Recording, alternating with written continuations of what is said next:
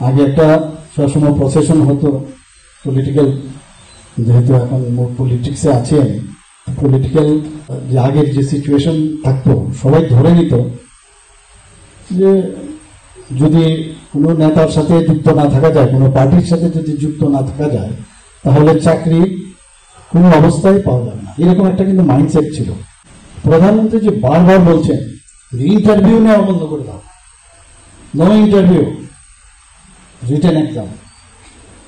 ইন্টারভিউর মধ্যেও সমস্যা, কেন ভয় থাকবে? যদি আমি 85% রাখি আর 15%ও সমস্যা হয় কি অনেক সময় ওইখানেও মানে একটা ইনফ্লুয়েন্স করার চেষ্টা হয়। আমাদের সম্মানিত চিফ সেক্রেটারি মহোদয় একটা মিটিংয়ে গিয়েছেন, সেখানে ওনাকে বারবার সমস্ত অল ইন্ডিয়ার চিফ সেক্রেটারি গেছেন, সেখানে বলেছেন যে ইন্টারভিউ বন্ধ করে দিন, আপনারা প্রপার যা যা গাইডলাইন্স আছে সেই গাইডলাইন্স অনুসারে আপনারা পরীক্ষা নিন, কোথাও কারো কেয়ার যাতে দিতে না হয়। উনি বলেছেন যে একটা গরিব লোক, একটা গরিব ব্যক্তি, গরিব ফ্যামিলির লোক, সে যখন বাড়ি থেকে বেরোয় ও জানে না যে কাকে ধরবে, তখন তার তো অ্যাপ্রোচই নেই কোথাও যাওয়া। তো ওই লোকটার কথা চিন্তা করে এখন বলছে যে ট্রান্সপারেন্সির মাধ্যমেই যেন সেটা হয়।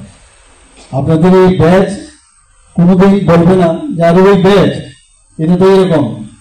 অনেক সময় শুনি কানে অনেক কথা আসে আমাদের, সেখান থেকে কিন্তু you are free from that, you are not polluted. তো নিজেকে কিন্তু অনেক সুযোগ সুবিধা হবে বলার ক্ষেত্রে, কাজের ক্ষেত্রে।